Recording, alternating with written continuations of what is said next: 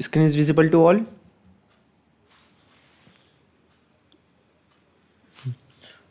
हम पढ़ रहे थे साइकोलॉजी और आज हम पढ़ेंगे मोटिवेशन, मोटिवेशन इन स्पोर्ट्स। इसमें हम जनरली हम देखेंगे motivation, type of motivation and some theories related to motivation.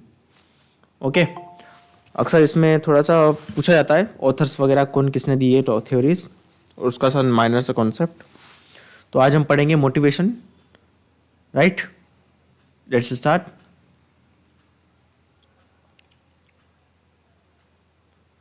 Motivation क्या होता है? Intensity and direction. Yes, intensity and direction in which effort is applied. किसी भी चीज़ को हम करने के लिए हम कितना एफर्ट लगा रहे हैं, किस डायरेक्शन में कर रहे हैं, कितनी शिद्दत से, कितने मन लगा के हम कर पा रहे हैं। मोटिवेशन बात तो वही है ना, मन लगा के हम किसी काम को कर रहे हैं, मतलब विलिंगली कर रहे हैं किसी चीज़ को, पूरे विलिंगनेस के साथ में, जोश के साथ में। That is a motivation, right? जिस काम में हमको मन लगता है, अच्छा मजा आता है, मतलब जिसको हम करने के लिए तरस है कि भाई ये मोटिवेशन है हमारा, तो उसके बहुत सारे रीजंस हो सकते हैं मोटिवेशन के। या तो हम विलिंगली कर रहे हैं, या तो फिर हमारी ज़रूरत है, या तो हमारी नीड है। पानी पीने के लिए हमको किसी को बोलना पड़ता है क्या? Come on, come on Bhupendra, you can drink water. बोलना पड़ता है क्या? चल खाना खा सकता है तू, बोल सकता हूँ मेरे को बोलना पड़ेगा? नहीं ना। क्यों? क्योंकि ये हमारा बेसिक नीड है। बाकी एक्स्ट्रा एक्टिविटीज़ के लिए हमें कई बार मोटिवेट होना पड़ता है। अब मोटिवेशन के बहुत सारे रीजंस है, बहुत सारी टाइप्स है, ये थ्योरीज में आपको आगे पता चलेगा, है ना? तो जो हमारा बेसिक फिजियोलॉजिकल मोटिवेशन नीड है, उसको लिए हमें मोटिवेशन एक्स्ट्रा एफर्ट की कोई ज़रूरत नहीं पड़ती, नेचुरली हो जाता है हमें, राइट? तो motivation is a intensity and direction in which effort is applied, right? Simple सी बात करें, motivation is tied closely to the personality and can be categorised as a personality trait. There are three theories of motivation: participant threat theory, situation theory, interactional theory. ये सारी personality की theories है। अलग अलग basis पे इसको बहुत अलग अलग टाइप में क्लासिफाई किया गया मोटिवेशन को। हम सारा देखेंगे। देखो, नॉर्मली देखे थे इंट्रांसिक, इंट्रांसिक बोलते हैं, प्राइमरी सेकेंडरी मोटिवेशन बोलते हैं। ऐसे बहुत सारे बेसिस ऑफ क्लासिफिकेशन है मोटिवेशन के। We will see every kind of motivation. So let start. Primary motivation, बहुत ज़्यादा मैं मोटिवेशन के बारे में बोलूँगा नहीं, नॉर्मल सी चीज़ें हैं। मेन कॉन्सेप्ट है इसकी थ्योरीज के ऊपर और उसके टाइप्स के ऊपर, है ना? प्राइमरी मोटिवेशन क्या होता है? That is a physiological need, जो हमें बेसिक नीड है हमारी फिजियोलॉजिकली। पानी पीना, खाना खाना, hunger, sleep, temperature regulation, avoidance of pain, ये हमारा बेसिक नीड है। इसके लिए हमें मोटिवेशन की बहुत ज़्यादा एनर्जी की जरूरत नहीं पड़ती कि हमें बहुत ज़्यादा एफर्ट लगाना, है ना? इसको बोलते हैं primary motivation. Very simple, primary motivation is a very simple basic need. Secondary motivation क्या होता है? After fulfilling the primary motivation, extra चीज़ें हमें करना है, हमारा कुछ पाना है, हमारा ड्रीम है ये करने का, हमारा म्यूजिक में इंटरेस्ट है, हमें डांस में इंटरेस्ट है, हमें डांस करने का, हमें मैराथन रेस में जाने का इंटरेस्ट है। तो ये क्या है? क्यूरियोसिटी है कुछ पढ़ने के लिए, फिजियोलॉजी के पढ़ना, साइकोलॉजी पढ़ना, ये सेकेंडरी मोटिवेशन है। आपका बेसिक लिविंग नेसेसिटी फुलफिल होने के बाद में हम आते हैं सेकेंडरी मोटिवेशन के ऊपर, जो कि एक्स्ट्रा है, हमारी सेल्फ एस्टीम को फुलफिल करने के लिए, हमारे इनर सेटिस्फेक्शन को फुलफिल करने के लिए, है ना? खुद का बहुत सारे पर्पस है इसके। तो ये सेकेंडरी मोटिवेशन है। सेल्फ रिस्पेक्ट बोल सकते हैं, कुछ भी, इंजॉयमेंट। तो ये that is a secondary motivation, very simple. वैसे ही इंट्रांसिक और इंट्रांसिक मोटिवेशन आपको पता ही होगा, वेरी नॉर्मल। एक्सट्रांसिक मोटिवेशन, हम एक्सटर्नल अवार्ड के लिए इन्फ्लुएंस होते हैं। एक्सटर्नल अवार्ड जो भी है, मनी हो गया, नाम हो गया, फेम हो गया, ठीक है? कॉज क्या है खेलने का, कुछ करने का? External award, stipend, money, prize money, नाम, फेम, कुछ भी हो। और इंट्रेंसिक मोटिवेशन मतलब जो काम को करने के लिए हमें हैप्पीनेस मिलती है, खुशी मिलती है, अंदर से हम करना चाहते हैं for the self satisfaction, not for any what we can say, नाम, मनी के लिए, पैसे के लिए, हम एक अंदर से हमें खुशी मिलती है करने के लिए, इंट्रेंसिक मोटिवेशन होता है। अब इंट्रेंसिक मोटिवेशन बच्चों के लिए नहीं काम करता, बड़ों के लिए नॉर्मली जो थोड़ा मेच्योर्ड हो जाते हैं उनके लिए ठीक है। बच्चों के लिए, चाइल्ड के लिए, जो छोटे छोटे बच्चे हैं उनके लिए intrinsic motivation is very good motivation. Chocolate दे के उनको काम करवा लो, है ना। छोटे भाई बहन होते हैं, बोलते हैं भाई पानी ले आओ, वो नहीं माने, वो चॉकलेट दूंगा लाके, ठीक है, बस वो ले आएंगे पानी जल्दी से, है ना। तो ये एक्सट्रिंसिक मोटिवेशन है।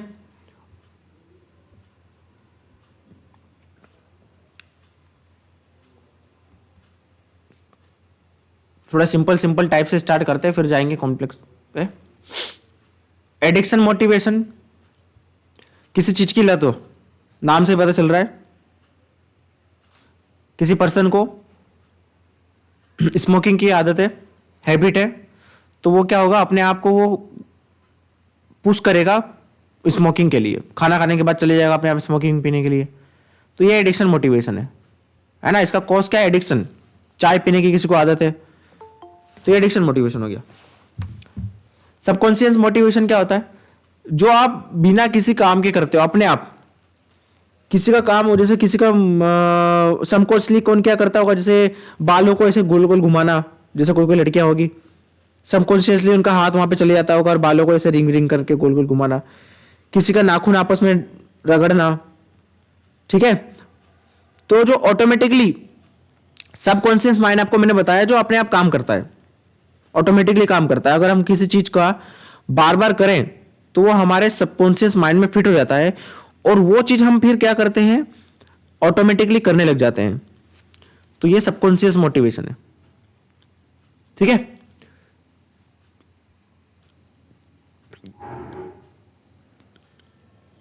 नेक्स्ट है इंस्टिंक्ट थ्योरी ऑफ मोटिवेशन। ये कुछ इंटरनल थ्योरीज थी मोटिवेशन की, है ना, कुछ थ्योरीज थी। अब आते हैं हम instinct theory of motivation. This is the next theory of motivation. क्या होता है इंस्टिंक्ट थ्योरी, मतलब इंस्टिंक्ट वर्ड आपको मैंने बताया था इसके पहले। इंस्टिंक्ट मतलब क्या होता है, इनेट, बायोलॉजिकल, अंदर से जो आ रहा है हमें कुछ करने के लिए, इनेट बायोलॉजिकल टेंडेंसी, ठीक है। ये क्या है, इंस्टिंक्ट मोटिवेशन है। इनेट बिहेवियर, राइट, साइकोलॉजिकल इंस्टिंक्ट। किसी में जैसे इनेट बिहेवियर क्या हो सकता है, गुस्सा होना, है ना, इंस्टिंक्ट थ्योरी हमने इसमें भी देखा था। खुश होना, किसी से जेलस होना, किसी से हैप्पी होना, है ना, जो भी नेचुरल है, very basic instinct. Laugh, food, comfort, ये सारी चीजें, ये automatically as a human being हमारी टेंडेंसी कि हम ये चीजें अचीव करें, ये सारी चीजें। इसके लिए हमें किसी को बोलने की जरूरत नहीं पड़ेगी, बहुत ज्यादा हमें फोर्स लगाने की जरूरत पड़ेगी। हम क्या करेंगे इस चीज के लिए, एगर होंगे। क्यूरियोसिटी, बच्चे रहते हैं, पूछते हैं बार बार, है ना, कुछ भी उनके माइंड में बहुत ज्यादा क्यूरियोसिटी रहती है, कुछ भी क्वेश्चंस पूछने लग जाते हैं ये चीज के लिए कि ये क्या होता है, ये गोल क्या होता है, ये ऐसा क्या होता है, वैसा क्या होता है। तो ये क्या है, एक इंस्टिंक्ट है। क्लियर है। इसको किसने दिया था, William McDougall, one the first who write about instinct theory of motivation. He suggests that instinct behavior were composed of three essential elements: perception, behavior, emotions.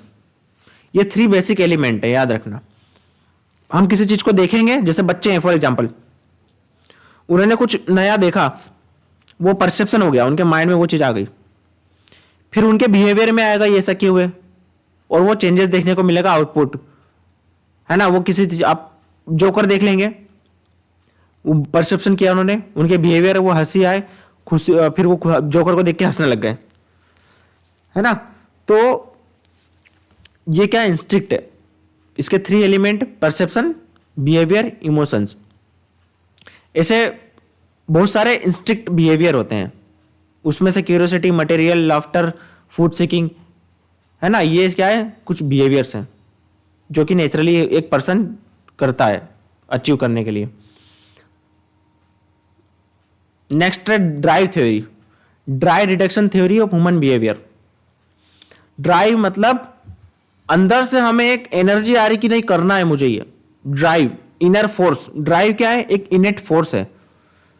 Suppose मुझे पानी पीना है, ये देखो आप एक डायग्राम देख सकते हो, है ना, ये डायग्राम एक एग्जांपल है। कौन,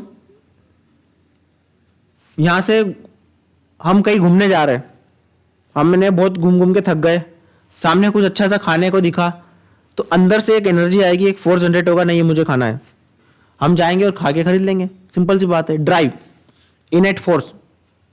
ठीक है, तो ये होता है ड्राइव, किसी चीज को परस्यू करके देखकर उसकी जरूरत के हिसाब से, हमें सपोज भूख लग रही है तो हम चले जाएंगे ड्राइव।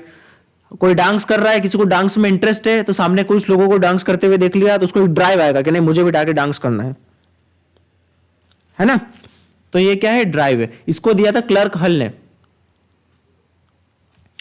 तो अगर हम उस, जैसे हमारे अंदर क्या होता है, जब हम ड्राइव जनरेट होता है हमारे अंदर, जब हमने परसीव किया किसी चीज को, जैसे सपोज आपको भूख लग रही है ना, और आप घूम फिर रहे हो पूरे डे से अपने वर्कआउट के लिए बहुत, और आपके सामने भूख लग रही है, तो आपके सामने एक इनर फोर्स जनरेट होगा, तब आपकी बॉडी का होमियोस्टेसिस गड़बड़ होगा। मतलब आपको थोड़ा सा, अगर आपको वो चीज नहीं मिली तो आप फ्रस्ट्रेट हो सकते हो हल्का सा। ठीक है, तो ये क्या होगा, होमियोस्टेसिस आपका बिगड़ेगा। ठीक है, उसको फुलफिल करने के बाद में यू फील सेटिस्फैक्टरी। हल based on concept of theory homeostasis, the idea body actively maintain balance, जैसे आपको मैंने बताया। ठीक है, आपको ठंड लग रही है तो आप कपड़े पहन लोगे, सिंपल सी बात है, ड्राइव है। Drive to refers state of arousal cause biological psychological need, thirst, hunger, warm. ठीक है, ह्यूमन, एनिमल, चलो इसमें कुछ इंपॉर्टेंट नहीं है, ड्राइव इतना ही है। समझ गया drive theory? Drive theory clear है सबको? ड्राइव क्या है? As a stimulus arising from bodily needs, survival and which stimulate behaviour. एक इनर फोर्स जनरेट होता है जो हमें कुछ करने के लिए मोटिवेट करता है। ठीक है, ये ड्राइव थ्योरी है। नेक्स्ट है, इसके पहले जाने से पहले जाते हैं नीड थ्योरी। नीड थ्योरी वही सिंपल सा है जो हमने देखा, प्राइमरी मोटिवेशन। ठीक है, वही है, इसमें कुछ अलग नहीं है। नेक्स्ट है अब्राहम मॉस्लो की थ्योरी, ह्यूमन नीड थ्योरी। तो ह्यूमन बीइंग क्या करता है, जिससे आपको सबसे पहले पता है कि सबसे पहले जो भी इंसान है, जो सांस लेता है, जो जिंदा है, उसकी बेसिक फिजियोलॉजिकल नीड होती है खाना, पानी, फूड। ठीक है, ये हैबिटाट, ये बेसिक नीड है। उसके बाद में उसको चाहिए सिक्योरिटी, सेफ्टी। जैसे किसी के पास खाना है, कपड़े हैं, उसके बाद क्या चाहिए उसको, सेफ चाहिए, सेफ हैबिटाट चाहिए, अच्छा सा घर, जहां पे घर चाहिए जो सेफ हो। फिर क्या चाहिए, बिना फिजियोलॉजिकल नीड के वो सेफ्टी के बारे में नहीं सोचेगा। अगर बिना फिजियोलॉजिकल, उसको अगर खाना नहीं मिल रहा है किसी इंसान को, तो वो डांस के बारे में कैसे सोचेगा कि मुझे डांस करके मेरा सेल्फ एस्टीम नीड को फुलफिल करना है। तो इसका जो प्रोग्रेशन है वो नीचे से ही होता है ऊपर की तरफ, बेसिक नीड से ही फुलफिल होता है। अगर बेसिक नीड फुलफिल होगी तभी इंसान सोचेगा कि मैं कुछ एक्स्ट्रा करूं, मैं आर्ट करूं, पेंटिंग करूं। जिसके पास भूख ही नहीं फुलफिल हो पा रही, सेटिस्फेक्शन ही नहीं हो रहा, पर हंगर ही नहीं फुलफिल हो पा रही, वो कहां से सोच सकता है इस चीजों के बारे में। तो यहां से प्रोग्रेशन होता है बेसिक नीड से। उसके बाद में सेफ्टी, सिक्योरिटी, फिर अफिलेशन, सोशल नीड, है ना। सोशल नीड क्या है भाई, हमें मिलना जुलना, फेस्टिवल बनाना, एक साथ रह के समाज में मिलना जुलना, स्पोर्ट्स खेलना, ये सारी चीजें सोशलाइजेशन। सेल्फ एस्टीम की तरफ जाते हो आप, इसमें क्या करते हो, आप अपने लिए कुछ करते हो, आपके स्टेटस के लिए। आप क्या कर रहे हो, आप यूजीसी जेआरएफ क्यों क्वालिफाई कर रहे हो, आपको अच्छा लगे, आपका जॉब का सैलरी बढ़े, आपको अच्छी जॉब मिले। आप डांस क्यों करते हो, कल्चरल प्रोग्राम में आपको एक अंदर से सेटिस्फेक्शन मिलता है, खुशी मिलती है। ये सेल्फ एक्चुअलाइजेशन हो जाता है सबसे हाईएस्ट लेवल। इसमें आप अपने गोल को अचीव करते हो, फुलफिलमेंट करते हो, बेटरमेंट की तरफ जाते हो, सबसे हाईएस्ट लेवल सेल्फ एक्चुअलाइजेशन। तो इसका प्रोग्रेशन याद रखना, सबसे पहले कहाँ से स्टार्ट होता है, बेसिक नीड से, फिजियोलॉजिकल नीड से स्टार्ट होता है साइकोलॉजिकल नीड तक। तो आपको ये याद रखना है इसका सीक्वेंस, है ना। अब ये जो स्टार्टिंग के थे वो क्या थे, नीचे के दो, एक मिनट, जो नीचे के दो है सबसे नीचे उसको बोलते हैं एक्सिस्टेंस नीड, जो यहां पे देख सकते हो डायग्राम में। साइकोलॉजिकल, फिजियोलॉजिकल और सिक्योरिटी नीड्स को क्या बोलते हैं, एक्सिस्टेंस नीड, ठीक है। और सोशल और सेल्फ एस्टीम को क्या बोलते हैं, एस्टीम नीड को बोलते हैं रिलेटेडनेस नीड। और सबसे ऊपर आप देख सकते हो ये दोनों ऊपर के जो तीन है ना, दो है वो ग्रोथ नीड उसे बोलते हैं। After fulfilling your existence need, जिससे आप जिंदा रह सको, उसके बाद आप जागोगे ग्रोथ नीड के ऊपर, ठीक है। क्लियर है। ये देखो डायग्राम देख सकते हो आप, इसको क्या बोलते हैं,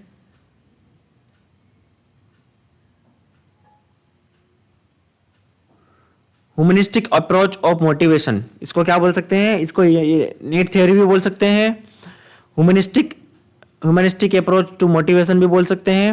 ये डायग्राम में देख सकते हो, साइकोलॉजिकल, सेफ्टी, लव, एस्टीम, ठीक है, स्पिरिचुअलिटी की तरफ, लास्ट सेल्फ एक्चुअलाइजेशन की तरफ। स्टार्टिंग की जो नीड है, जो हायर लेवल की नीड है, उसको बोलते हैं बी नीड। ये डायग्राम में देखो आप, जो बेसिक है स्टार्टिंग की, जो बेसिक 3-4 दिख रही है आपको, उसको बोलते हैं D need, deficiency need. D मतलब डिफिशियंसी, जैसे खाना, ठीक है, सेफ्टी, ये सब क्या डिफिशियंसी हमारी, ये जरूरत है, इसके बिना वो काम नहीं चलेगा, तो इसको बोलते हैं डी नीड। और जो हायर लेवल की नीड होती है ना, सेल्फ एक्चुअलाइजेशन, सेल्फ एस्टीम, ये सब क्या है, ऊपर जो हायर लेवल की नीड होती है, इसको बोलते हैं बी नीड। इतना याद रखना है बस। क्लियर है। ये देखो इसमें लिखा हुआ है, ठीक है। लोअर लेवल नीड क्या बोलते हैं, लोअर लेवल की नीड को डी नीड, और हायर लेवल की ग्रोथ नीड को क्या बोलते हैं, B need.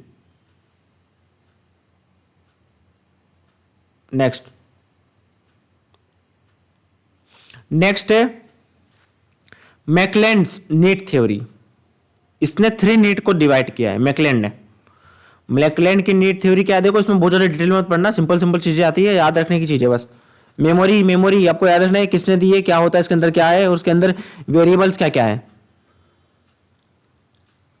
मैकलेंड need theory, McClelland achievement motivation theory, 3 needs है।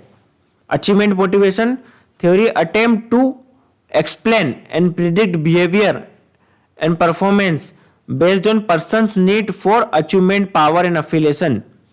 तो ये 3 नीड है, ठीक है। And this achievement motivation theory is also referred as acquired need theory और लर्न नीड थ्योरी। और क्या नाम है इसका, acquired need theory, note it, and learn need theory, है ना। अब इसमें क्या है, देखो क्या क्या थ्योरी है। नीड फॉर अचीवमेंट, पहला वेरिएबल,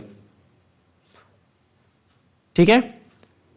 हमारा नीड है कि मैं अचीव करूं, या तो आपको फेलियर मिलेगी या सक्सेस मिलेगी, हम मोटिवेट होंगे फेलियर सक्सेस की तरफ। Affiliation, need for affiliation. और नेक्स्ट है नीड फॉर पावर, हमें चाहिए डिपेंडेंस, कंट्रोल हमारा खुद के ऊपर, है ना। किसी भी काम को करने के लिए आप देखो, जो हायर पोस्ट पे जाने जाते हैं, गवर्नमेंट की जॉब हो या किसी भी टाइप की जॉब हो, उनका मोटो क्या रहता है, पावर, कि हमारा कंट्रोल हमारे हाथ में, हम किसी के सामने ज्यादा झुके ना। तो यही है चीजें, पावर, ठीक है। क्लियर है सबको, एक मिनट।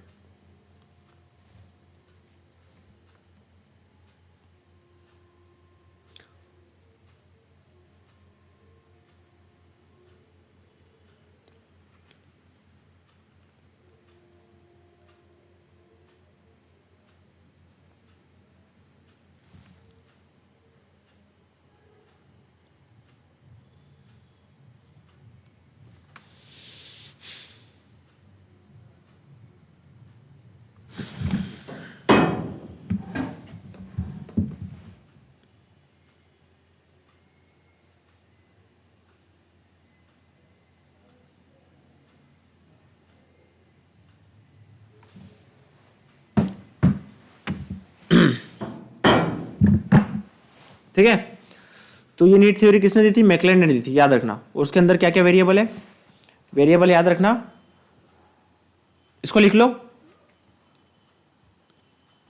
लिखो लिखो, need theory given by McClelland, और उसके नीचे 3 वेरिएबल लिखो। क्या है 3 वेरिएबल?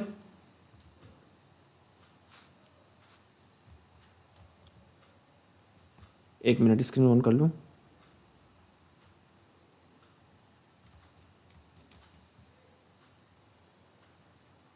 इसको क्या हुआ?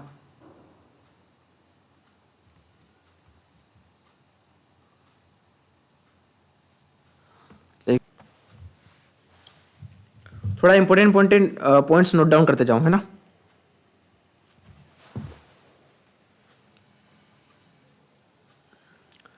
लिखो McClelland theory, McClelland achievement nutrition theory, 3 needs, इसमें बस पॉइंट डाल लो, need for achievement, need for power, need for affiliation, इतना डालो बस, ठीक है। Next,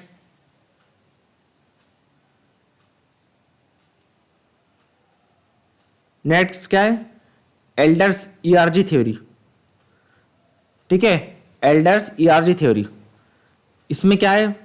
develop a comparable hierarchy with ERC. ERC मतलब एक्सिस्टेंस, रिलेटेडनेस एंड ग्रोथ। जितना इंपॉर्टेंट उतना ही बता रहा हूं मैं, ऐसे बहुत सारी थ्योरीज है। इसके अंदर क्या है? ये एडल्फर्स ईआरजी थ्योरी। ईआरजी मतलब एक्सिस्टेंस, रिलेटेडनेस एंड ग्रोथ, ये 3 वेरिएबल्स है, इनका ये नाम याद रखना, है ना। Opponent process theory, opponent process theory किसने दी थी? रिचर्ड सोलोमन ने। Every emotional experience there is opposite emotions and motivation. तो हर चीज का होता है अपोजिट, जैसे सैड तो हैप्पीनेस होगी, है ना। तो एक चीज अगर आपके पास है तो वो दूसरा आ सकता है अपने आप। Opponent process theory is a term coined in which field of psychology that explains primary initial reaction to emotional event will sequentially followed an opposite reaction। मतलब अगर आप हैप्पीनेस स्टेट में हो तो टेंडेंसी है कि आप दुखी हो सकते हो, या अगर अभी आप दुखी स्टेट में हो तो टेंडेंसी है कि आप खुश हो सकते हो। तो ये फॉलो कर सकता है अपोजिट प्रोसेस थ्योरी से हिसाब से, initially coined by Richard L सोलेमन,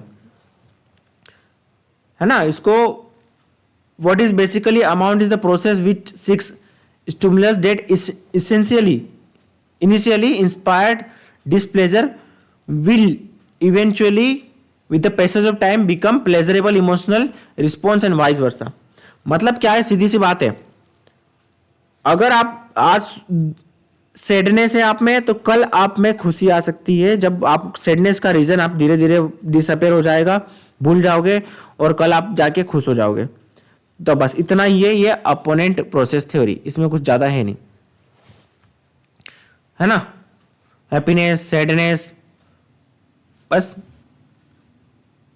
motivation है, अभी अनमोटिवेशन है, अनमोटिवेटेड हो तो बाद में जाके मोटिवेट हो जाओगे, अमोटिवेशन फिर देन मोटिवेशन।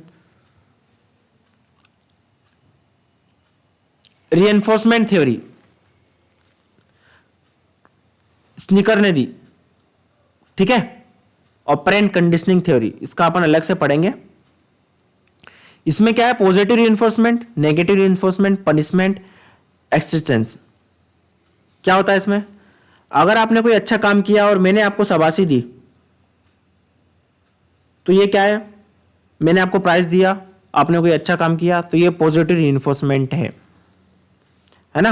आपने कोई गलत काम किया, पॉजिटिव रीइंफोर्समेंट मतलब बिहेवियर को इंप्रूव करना, तो आप अच्छा बिहेवियर शो कर रहे हो, मैंने आपकी तारीफ की, मैंने आपको अवार्ड दिया, तो ये पॉजिटिव रीइंफोर्समेंट है। नेगेटिव रीइंफोर्समेंट क्या होता है? कि आपने कोई गलत काम किया, आपने स्मोकिंग की, तो उसको मैं क्या करूंगा? सपोज नहीं नहीं नहीं, एक मिनट,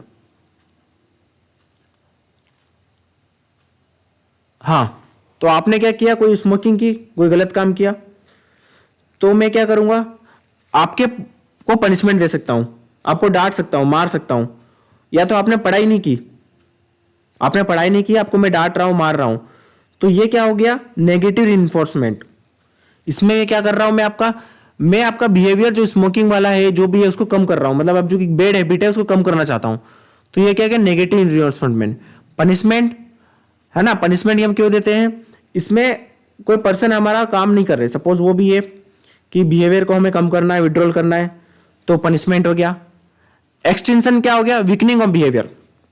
मतलब कोई पर्सन अगर अच्छा काम कर रहा है ना, और उसको अवार्ड नहीं मिला, रिवॉर्ड नहीं मिला, तो क्या होगा, एक्सटेंशन। वो आगे जाके टेंडेंसी है कि वो अच्छा काम नहीं करेगा।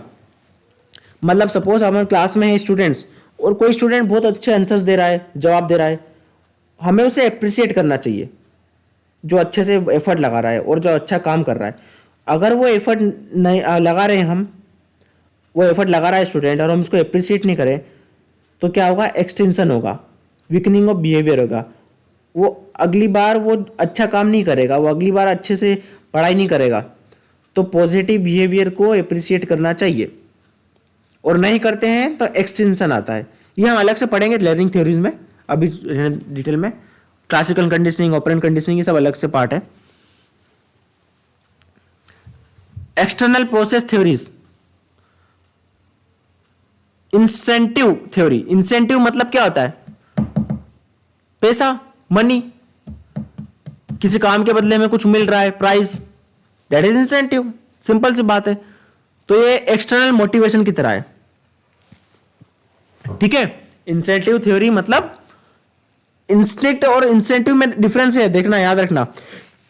इंस्टिक्ट अलग चीज थी, अलग थ्योरी थी, इनेट बिहेवियर था इंस्टिक्ट। इंस्टिक्ट क्या है, इनेट बिहेवियर है, फिजियोलॉजिकल टाइप का, और ये इंसेंटिव है ना, किसी काम के लिए मिलता है कुछ पैसा, स्टाइफंड, मनी, प्राइस, वो सब क्या है, इंसेंटिव है। अब देखो जो बच्चे अगर कुछ कर रहे हैं अच्छा, या स्टूडेंट्स हो गए, या इंटेंसिव वाले हो गए, उन्होंने अच्छा किया, तो इंस्टीट्यूट ने क्या है, उन्हें इंसेंटिव देना चाहिए, जिससे क्या उनका रिपीट बिहेवियर रिपीट हो, ठीक है। एक्सेप्टेंसी थ्योरी, इसको क्या बोलेंगे एक्सेप्टेंसी थ्योरी में, वेलेगेंस इंस्ट्रूमेंटली एक्सेप्टेंसी थ्योरी, इसको VIE बोलते हैं। इसमें 3 वेरिएबल्स हैं, क्या क्या है सर?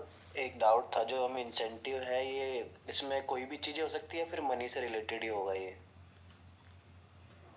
इसमें इंसेंटिव में कुछ भी हो सकता है, प्राइस भी हो सकता है ना, it is not only related to money. कुछ भी एक्सटर्नल अवार्ड, सामान, प्राइस, थिंग्स, ओके सर। है ना। किसी काम के बदले हम जो दिया जाता है उसको जनरली इंसेंटिव बोला जाता है।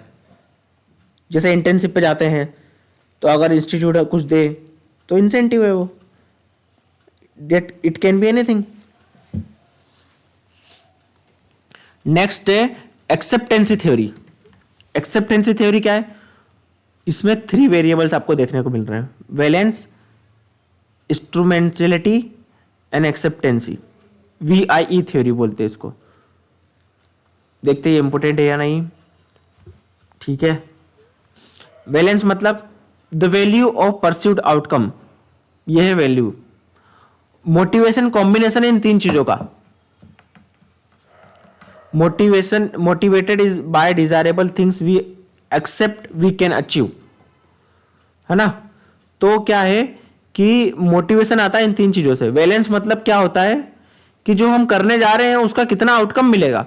सपोज आपकी गली में एक टूर्नामेंट है, आप अच्छे प्लेयर हो, तो क्या गली के टूर्नामेंट खेलोगे क्या है, उसका आउटकम, सपोज ऐसा एक कोई टूर्नामेंट है जिसकी प्राइज मनी 1 करोड़ रुपीज है, तो आपका मोटिवेशन रहेगा ना। और एक टूर्नामेंट है जिसकी प्राइज मनी 1000 है बस, तो कोई अच्छा प्लेयर रहेगा, तो ऑब्वियसली बात है कि वो भाई उसके आउटकम के ऊपर निर्भर करता है उसका मोटिवेशन, और ऐसा होता है, ये रियलिटी है। तो इसको क्या बोलते हैं, valence, the value of pursued outcome कितना उसका जो हम करने जा रहे हैं उसका वैल्यू कितना है, उसको बोलेंगे वैलेंस, याद रखना। इंस्ट्रूमेंटेलिटी क्या होता है, believe that if I complete certain action then I will achieve the outcome, ये होता है इंस्ट्रूमेंटेबिलिटी। मतलब आपको ये पता है, ये प्रोसेस है। जैसे आप कोई मैराथन रनर है ना, अब वो रेस में जा रहा है, वो सपोज 5 किलोमीटर वाला रनर है, शॉर्ट डिस्टेंस रनर वाला, मिडिल डिस्टेंस, सॉरी मतलब ये जो क्रॉस कंट्री टाइप का हो गया, 5-10 किलोमीटर ट्रैक इवेंट ये करने वाला है, और है रेस 50 किलोमीटर की या अल्ट्रा मैराथन है। अब उसको बिलीव कम है, उसने कभी इतनी रनिंग नहीं की, तो इसका मतलब क्या है, उसकी इंस्ट्रूमेंटेबिलिटी वीक है। मतलब क्या, उसको विश्वास नहीं है कि मैं कर पाऊंगा नहीं कर पाऊंगा। एक पर्सन ऐसा है जो 10-15 अल्ट्रा मैराथन रनिंग कर चुका है, तो उसका ये वाला फैक्टर स्ट्रांग होगा, क्योंकि उसको हैबिट है, उसको पता है कि मैं ये कर सकता हूं। तो believe that I can complete certain action that I will achieve. तो आपका बिलीव अगर आपके पास है तो आपका मोटिवेशन रहेगा आपको। जो बिलीव नहीं करता ना कि खुद पे कि भाई मेरे रहेगा तो कुछ बिलीव नहीं है, मैं तो ये नहीं कर सकता वो नहीं कर सकता, तो मोटिवेशन भी कम रहेगा। तो विश्वास एक बड़ी चीज है, खुद पे विश्वास रखो। वैलेंस, आप क्यों करना चाहते हो ये एग्जाम क्वालिफाई, आपकी सैलरी बहुत अच्छी रहेगी, आप ये मिलेगा, आउटकम रहेगा। तो एक ये हो गया, एक दूसरा हो गया खुद पे विश्वास। तीसरा हो गया expectancy, I am able to complete my actions my capability. ठीक है, कैपेबिलिटी, इन दोनों में इंस्ट्रूमेबिलिटी और एक्सेप्टेंसी में मेन डिफरेंस क्या है कि आपको इंस्ट्रूमेबिलिटी एक रास्ता है कि भाई मैं ये करूंगा तो मुझे ये मिल जाएगा, आपको पता है वो चीज। एक्सेप्टेंसी थोड़ा, मैंने उसको रिप्लेस कर देना, एक्सेप्टेंसी थोड़ा सा बिलीव, इसको बोलेंगे बिलीव एक्सेप्टेंसी को। इंस्ट्रूमेबिलिटी क्या है कि आपको एक सर्टेन, आपको रास्ता क्लियर है, हाँ कि भाई मुझे ये यूजीसी नेट है एग्जाम, मुझे दिन में 4 घंटे पढ़ना है और ये करूंगा तो मेरा एग्जाम क्वालिफाई हो जाएगा। ये मेरा हो गया इंस्ट्रूमेंटेबिलिटी, कि मैं सर्टेन एक्शन को फॉलो करूंगा तो मैं ड्रीम को अचीव कर लूंगा। ठीक है, ये है इंस्ट्रूमेंटेलिटी।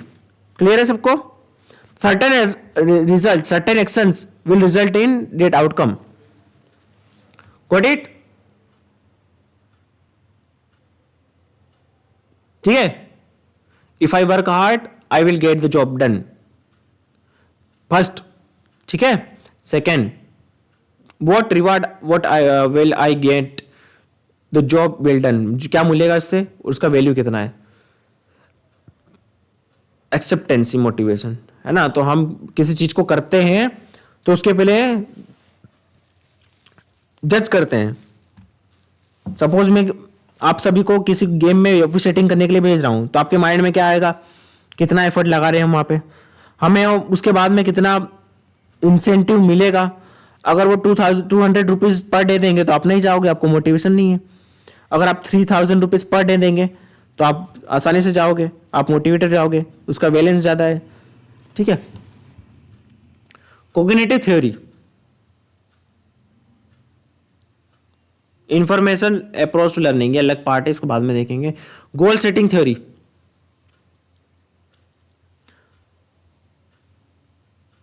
गोल सेटिंग थ्योरी क्या है, डगलस ने दी थी, है ना। Goal efficiency is affected by 3 features, proximity, difficulty and specificity. Unless an individual can clearly identify their motivation factor or their significant and meaningful reason why they wish to attain the goal, they will never have the power to attain it. A goal is a efficiency is affected by 3 features. तो गोल setting theory का मतलब क्या है कि आपका Y आपको पता है कि नहीं। इसका मतलब क्या है गोल सेटिंग थ्योरी से, कि आपको रीजन पता है कि नहीं कि मैं ये क्यों करना चाहता हूं, आपको मोटिवेशन फैक्टर क्या है गोल सेटिंग थ्योरी में, है ना। क्या रीजन है, क्यों करना चाहते हो आप, ये क्यों पढ़ना चाहते हो, क्यों नेट क्वालिफाई करना चाहते हो। आपका अगर वाई क्लियर है तो आप वो चीज को करोगे। क्लियर है, ये है गोल सेटिंग थ्योरी। और इन ये 3 चीजों पे डिपेंड करता है, proximity, difficulty and speciality. Difficulty in speciality मतलब अगर वो बहुत ज्यादा डिफिकल्ट है, अभी आप सोच रहे हो कि भाई मैं ओलंपिक मेडल, तो पॉसिबल है क्या, भाई अभी अगर आप रियलिटी में आओ तो अगर कोई इंसान 30-35 साल का हो जाए, उसके बाद भी की बात, आपकी बात नहीं कर रहा हूँ, जो एजेड हो गया, तो वो बोले ओलंपिक मेडल, तो भाई डिफिकल्टी लेवल बहुत ज्यादा है, तो कहाँ से होगा? ठीक है, अचीवेबल होना चाहिए, स्पेसिफिक होना चाहिए, उसमें स्पेसिसिलिटी होना चाहिए आपकी। ऐसा थोड़ी ना कुछ तो भी सोच लेंगे, है ना? आपका स्पेशलाइजेशन एमबीबीएस है और आप सोचो कि मैं ब्रिज बनाने जाऊं, तो हो सकता है क्या? बोले मैं बहुत बड़ा ब्रिज बनाऊंगा, मैं ताजमहल बनूंगा, मैं उसका आर्किटेक्चर डिजाइन करूंगा, नो प्रॉब्लम, है ना? तो स्पेसिफिसिटी होना चीज में, और एक है प्रोक्सिमिलिटी। इसका मतलब क्या होता है? निकटता, क्लोजनेस, आप उस चीज के कितने पास हो, ठीक है, आपके हाथ में है कितने, वो प्रोक्सिमिटी। तो ये है गोल सेटिंग थ्योरी, ठीक है। एट्रीब्यूशन थ्योरी,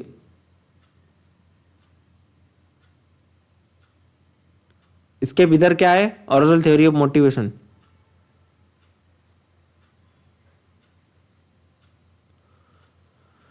एट्रीब्यूशन थ्योरी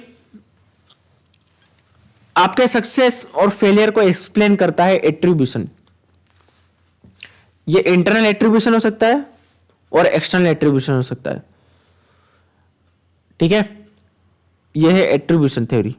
मतलब क्या है कि आप किसी कंपटीशन में जा रहे हो, है ना, तो आपकी एबिलिटी पे अगर आपको विश्वास है तो ये क्या है? इंटरनल एट्रीब्यूशन है।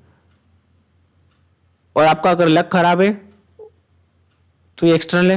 दूसरी बात, आपका एफर्ट कितना है, आप किसी चीज को कितना कंट्रोल, मतलब देखो हम क्या कर सकते हैं कि हमारे कंट्रोल में क्या क्या चीजें, हमारी एबिलिटी, हमारा एफर्ट हमारे कंट्रोल में है, हम खुद से लगाएंगे तो करेंगे, है ना, ये आपके कंट्रोल में है।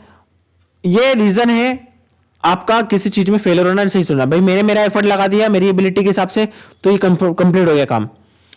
अब वो डिफिकल्टी में हार गया, सपोज मैं फेल हो गया, तो उसका रीजन क्या हो सकता है?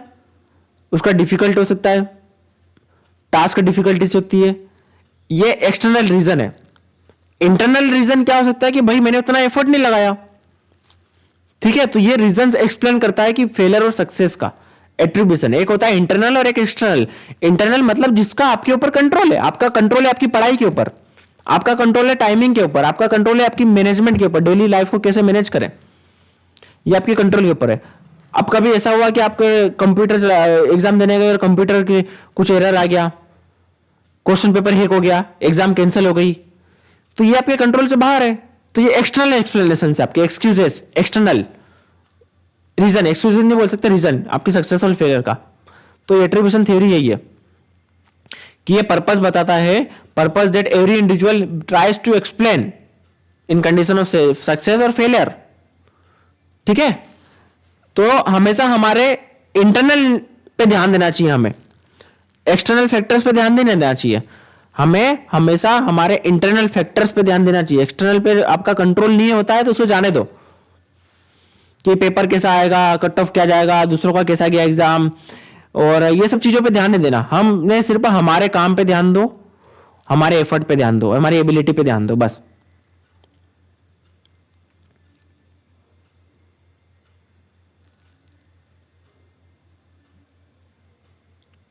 और थ्योरी क्या है? और थ्योरीज, अरोजल थ्योरी ऑफ मोटिवेशन,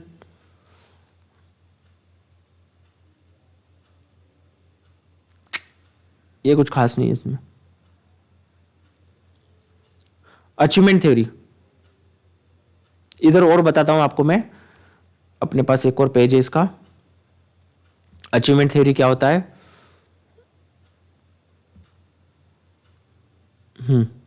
देखो इस हिसाब से देखें हम तो और भी क्लासिफाई कर सकते हैं थ्योरीज को। Need achievement theory, attribution theory, achievement goal theory और competence theory. Need achievement theory, screenshot ले लो इसका, किसने दी थी? मैकलैंड ने, एटकिंसन ने, एटकिंसन, ठीक है। नीड अचीवमेंट थ्योरी, इसके अंदर क्या क्या फैक्टर्स है नीड अचीवमेंट थ्योरी के अंदर? पर्सनालिटी फैक्टर, सिचुएशनल फैक्टर और रिजल्टेंट टेंडेंसीज। ये हेडिंग लिखो, लिखो सब, मेन जो हेडिंग दिख रही है पिंक से वो लिखो। Need achievement theory, personality factor, situation factor और रिजल्टेंट टेंडेंसीज, ये तीनों हेडिंग लिए लिख लो।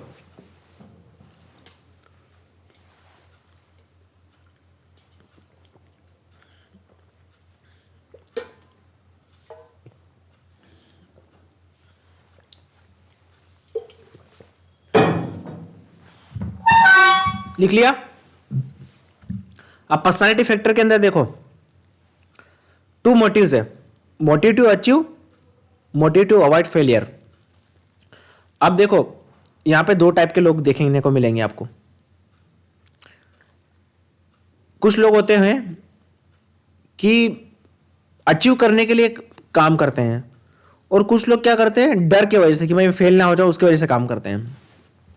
कुछ लोग होते हैं जो सोचते हैं ना, यार मैं जीत जाऊंगा तो क्या होगा, ये सब कुछ होगा, ये होगा, अच्छा होगा, मैं एग्जाम में पास हो जाऊंगा तो मुझे ये मिलेगा, वो मिलेगा।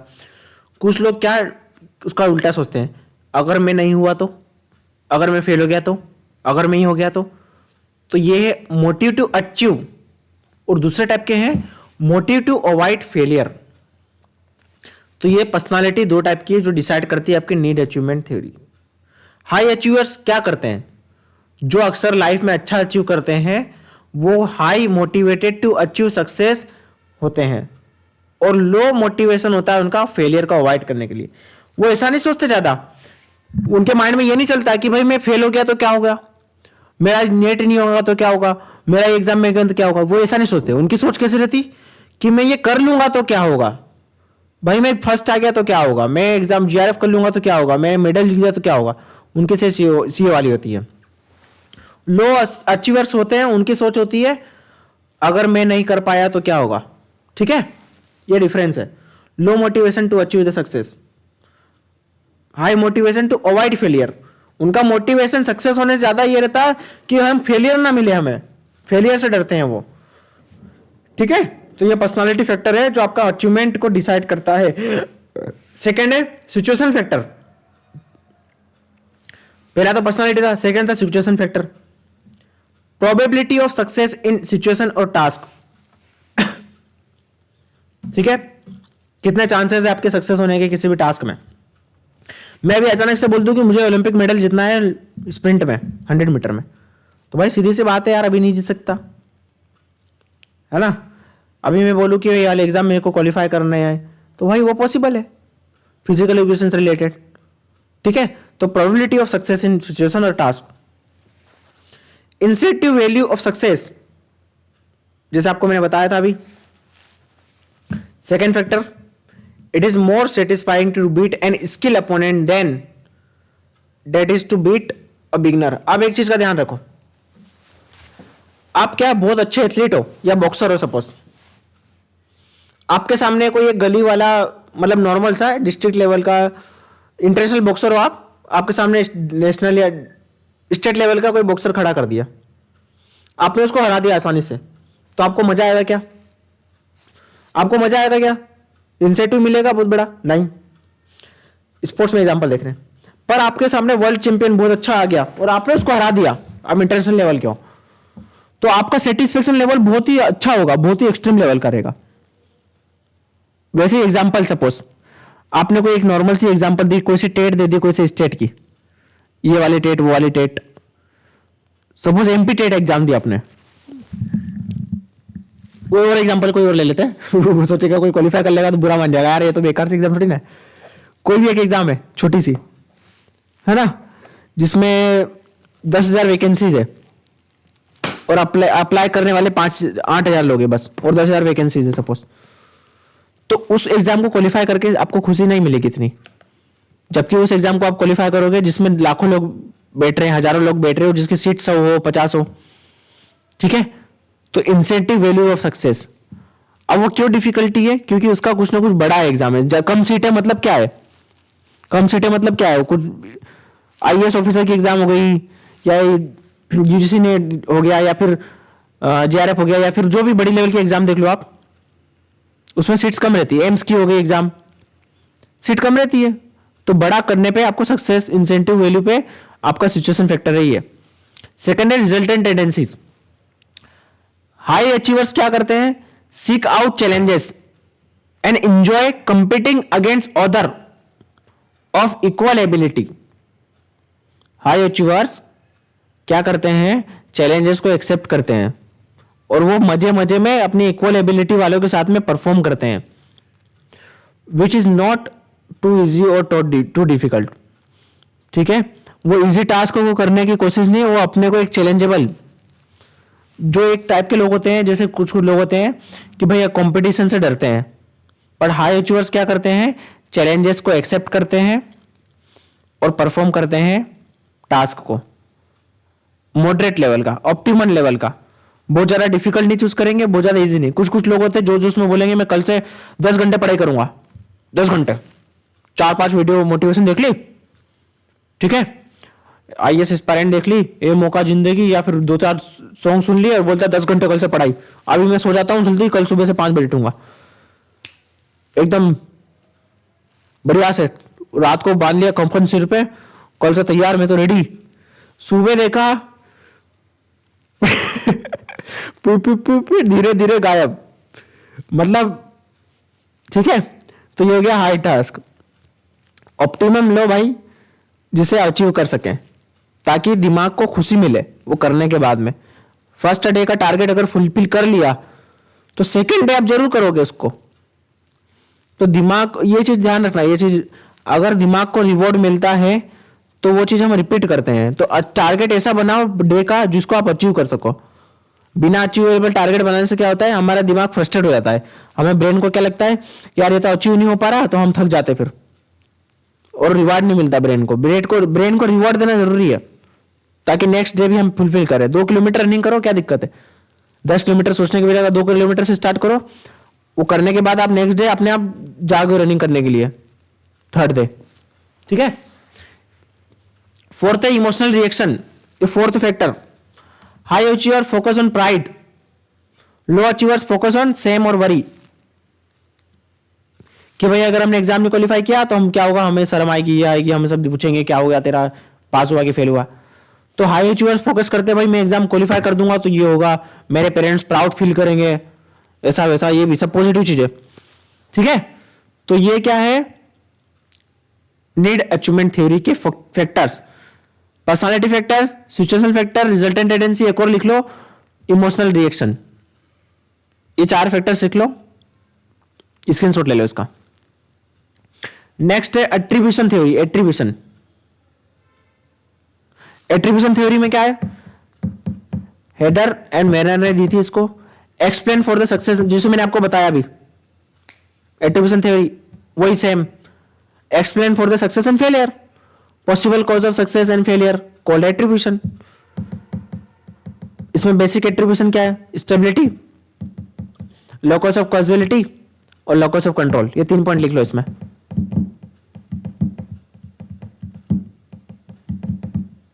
स्क्रीनशॉट ले लो इसका। स्टेबिलिटी, स्टेबल, अनस्टेबल, जैसे आपको मैंने बताया था आपकी एबिलिटी। अनस्टेबल क्या, आपका लक है, एग्जाम पेपर लीक हो गया, एग्जाम कैंसिल हो गया, ये अनस्टेबल है। लोकस ऑफ कंट्रोल, इंटरनल या एक्सटर्नल। एक्सटर्नल क्या होगा, पानी आ जाना, बाढ़ आ जाना, तूफान आ जाना, उसकी वजह से आपका परफॉर्मेंस बिगड़ गया, टेम्परेचर बहुत ज्यादा खराब हो गया। इंटरनल क्या हो गया, आपका effort, sorry locus of casualty, ये लोकस ऑफ कैजुअलिटी था।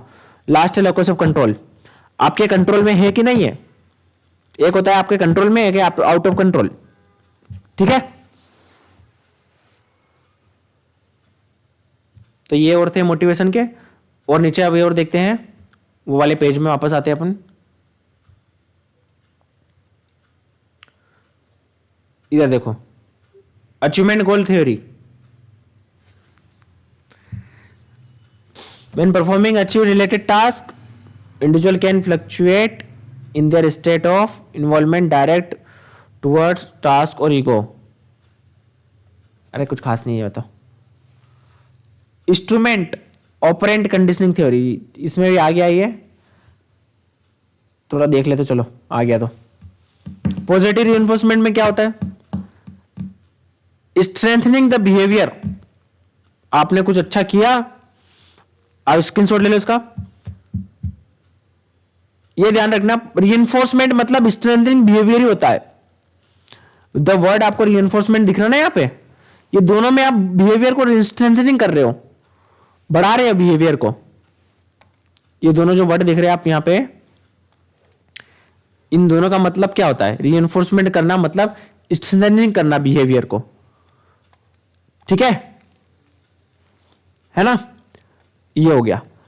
पॉजिटिव रीइंफोर्समेंट मतलब आपने क्या किया, फॉर एग्जाम्पल आप अगर पढ़ाई कर रहे हो, आपने नेट क्वालिफाई किया, तो मैंने बोल दिया आपके पेरेंट्स ने कि मैं आप तेरे को बाइक ला के दूंगा, फॉर एग्जाम्पल, तो ये पॉजिटिव रीइंफोर्समेंट हुआ। आप नेक्स्ट कोई एग्जाम करोगे तो आपको अच्छे से आपका मतलब टेंडेंसी है, या फिर आपने कुछ क्लास में अच्छा मेडल जीत के आए ऑल इंडिया यूनिवर्सिटी में, तो आपकी इंस्टीट्यूट ने क्या किया, आपको रिवॉर्ड किया, आपको 1 लाख रुपीज केस मनी दी और आपकी फीस माफ कर दी। तो आप नेक्स्ट टाइम दूसरे बच्चे भी इसको करने की कोशिश करेंगे और आप भी करोगे कि मैं भी करूंगा और नेक्स्ट टाइम। नेगेटिव इन्फोर्समेंट क्या होता है कि सपोज आपने काम नहीं किया, मैंने क्या बोला कि सपोज अगर जो क्लर्क होते, क्लर्क ऑफिस में काम कर रहे हैं, है ना, टेक अवे द स्ट्रेसर, वो अगर काम नहीं करेंगे तो उनके रूम से क्या करूंगा मैं, एसी रिमूव कर दूंगा। अगर वो काम नहीं करेंगे तो उनके मुंह से, उनके रूम से क्या कर दूंगा, एसी रिमूव कर देंगे। या फिर सपोज यहां पे क्या है, जो एम्प्लॉय है, एम्प्लॉयज, उनकी जो सैलरी है वो काट लेंगे, हम सैलरी काट लेंगे अगर वो अच्छे से काम नहीं करेंगे तो, है ना। तो इसमें क्या कर रहे हैं हम, नेगेटिवली उनके बिहेवियर को रिइंफोर्स कर रहे हैं ताकि वो अच्छे से काम करे। हम उनको क्या कर रहे हैं, नेगेटिवली रिइंफोर्स कर रहे हैं कि ताकि वो अच्छे से काम करे, ठीक है।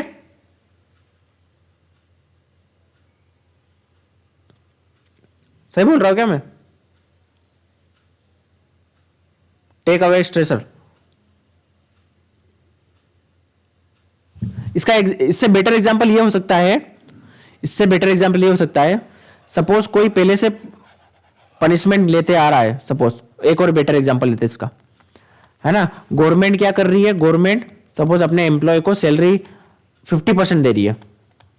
सपोज कुछ कुछ एग्जाम्स होती होती है ना, प्रोबेशन पीरियड में 50% देंगे स्टार्टिंग में, जैसे आरपीएससी हो गया या कुछ कुछ जॉब्स हो गई। तो गवर्नमेंट ने कुछ टास्क दिया, गवर्नमेंट ने टास्क दिया एम्प्लॉय को कि अगर तुम ये टास्क सर्वे पूरा कर लोगे, पूरे राजस्थान का या जो भी स्टेट का सर्वे पूरा कर लोगे, तो तुम्हारी सैलरी क्या कर देंगे, 50% जो डिडक्शन था उसको रिमूव करके देंगे, ये प्रोबेशन पीरियड को रिमूव कर देंगे। तो इसमें क्या कर रहे हैं हम, स्ट्रेसर को रिमूव कर रहे हैं, पनिशमेंट को रिमूव कर रहे हैं, है ना।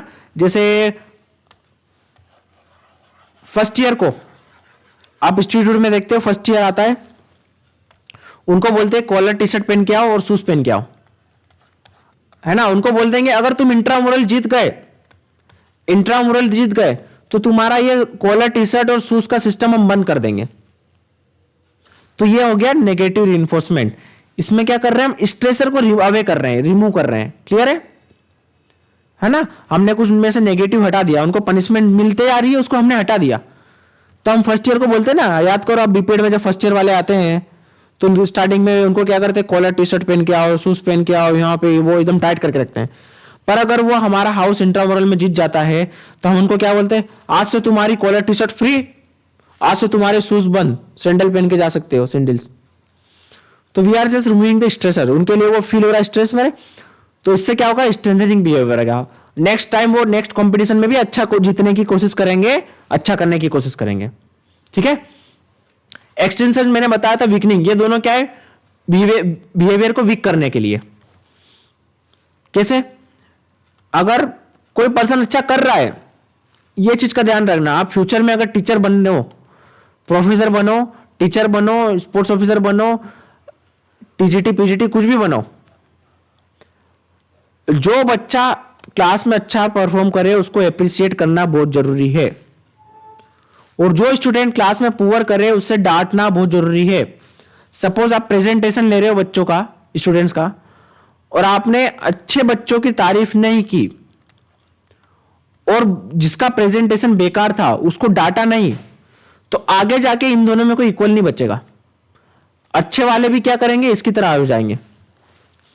इसलिए अच्छों को अप्रिशिएट करना, जो अच्छा परफॉर्म कर रहा है उसको अप्रिशिएट करना जरूरी है। तो जो गुड बिहेवियर का वीकनिंग होना because of lack of appreciation, no appreciation, इसको बोलेंगे एक्सटेंशन। और पनिशमेंट तो पता ही है आपको, कोई गलत काम करते हुए पकड़ लिया, स्मोकिंग करते हुए पकड़ लिया, उसको दो पनिशमेंट, बिहेवियर वीक हो जाएगा, नेक्स्ट टाइम नहीं पिएगा वो। क्लियर है? ठीक है।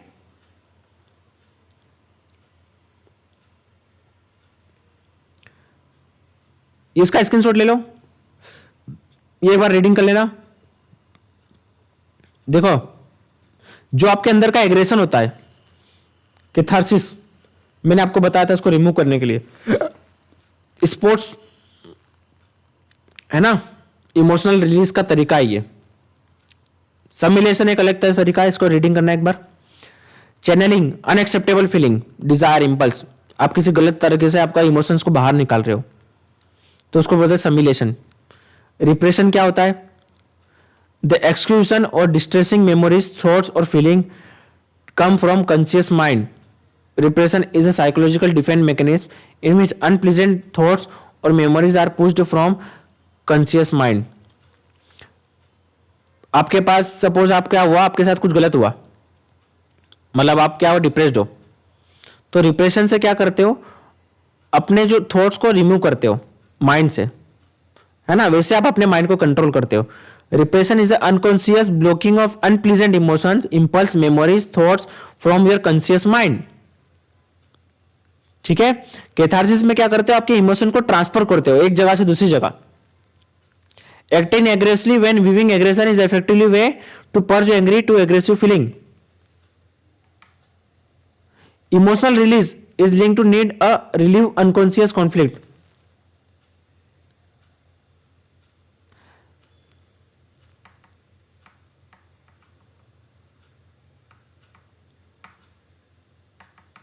ठीक है। तो ये तरीका है तीन एक्सप्रेशन इमोशंस को, इसका इनका एक बार रीडिंग करना, स्क्रीनशॉट ले लो, एक बार पूरा पढ़ना, ये एक दो बार एमसीक्यूज में देखा गया था।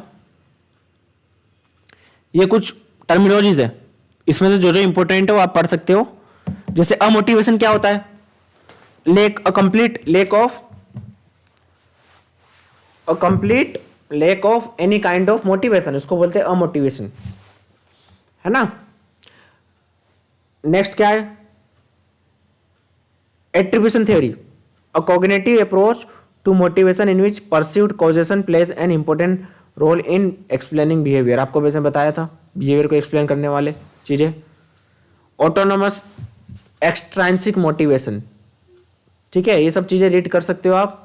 Cognitive evolution theory, a theory that poses that external reward में है अदर कंट्रोलिंग और information effect upon the person receiving the reward. ठीक है, ये एक्स्ट्रा है, टर्मिनोलॉजीज है।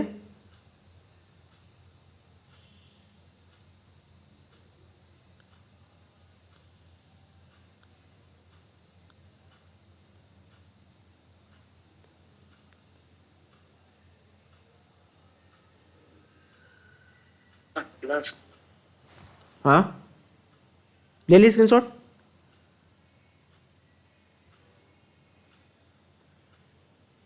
ये सबका लेना है क्या, सभी ले लिए स्क्रीनशॉट ये सारे, इसको मैं भेज दूंगा, ठीक है इस पे।